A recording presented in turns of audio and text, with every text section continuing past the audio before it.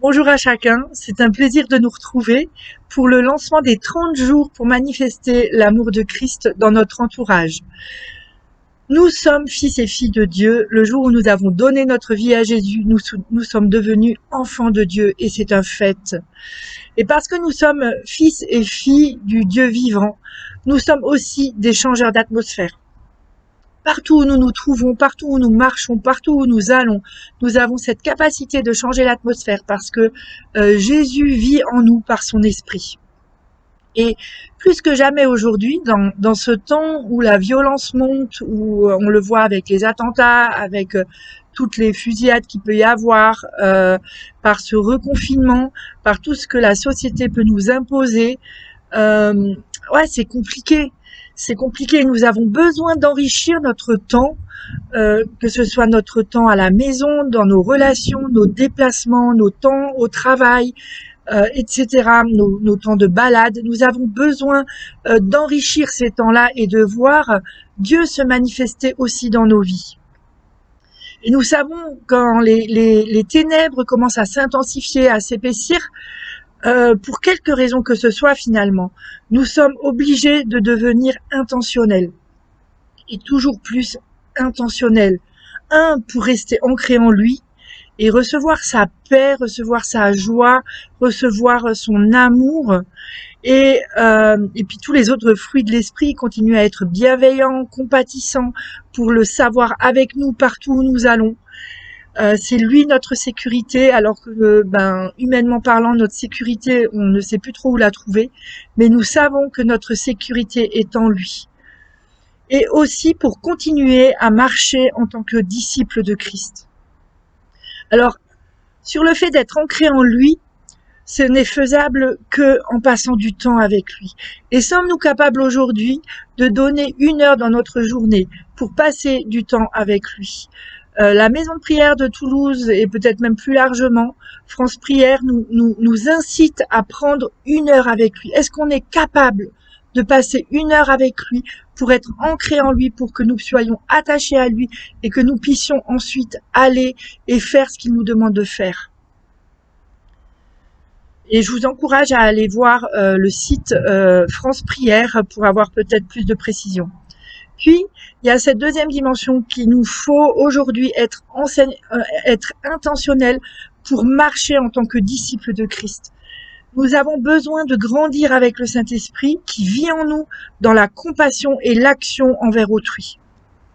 Pour cette raison, je lance aujourd'hui les 30 jours pour manifester l'amour de Christ. Alors concrètement, comment ça va se passer? Un défi chaque jour, un défi très concret qui rentre dans notre quotidien, qui ne se surajoute pas, mais qui va nous donner du piment dans nos relations, nous permettre d'enrichir chaque temps, à chaque moment, pour pouvoir donner de l'amour. Peut-être il y aura des défis qui vous parleront moins, c'est pas grave. L'idée, ce n'est pas de tout faire. L'idée, c'est d'être intentionnel chaque jour pour être à l'écoute du Saint-Esprit et d'agir dans ce qu'il nous demande de faire. C'est aussi l'occasion, dans ces 30 jours, d'offrir un Nouveau Testament ou une Bible pendant ce mois.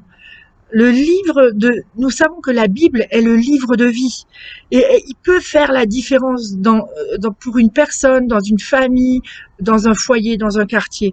Et même si vos collègues, les personnes que vous côtoyez ne connaissent pas le livre, nous savons que la Bible est un bon livre. Donc, ayons foi que là où Dieu nous demande de donner, de semer, d'offrir une Bible, de semer la parole de Dieu, il va y avoir du fruit qui va en sortir.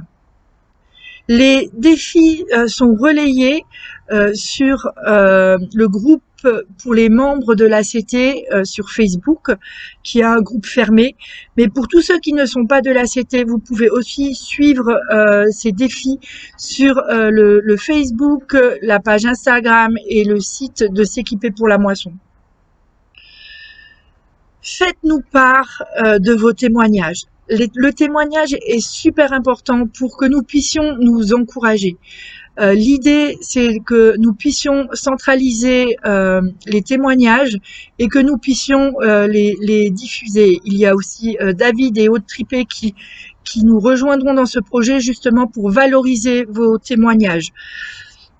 Donc, n'hésitez pas, ce n'est pas des témoignages forcément super grandioses, mais le fait d'avoir osé, le fait d'avoir fait un pas, le fait de peut-être même de s'être trompé, de s'être planté, mais il y a quelque chose de bon qui va dégager en vous, et ça va motiver les gens à se lancer. Nous savons très bien que l'échec n'est pas une fin en soi, mais un tremplin pour aller de l'avant, parce qu'on apprend de nos échecs, et des fois c'est bien rigolo aussi, et c'est bien d'en rire ensemble.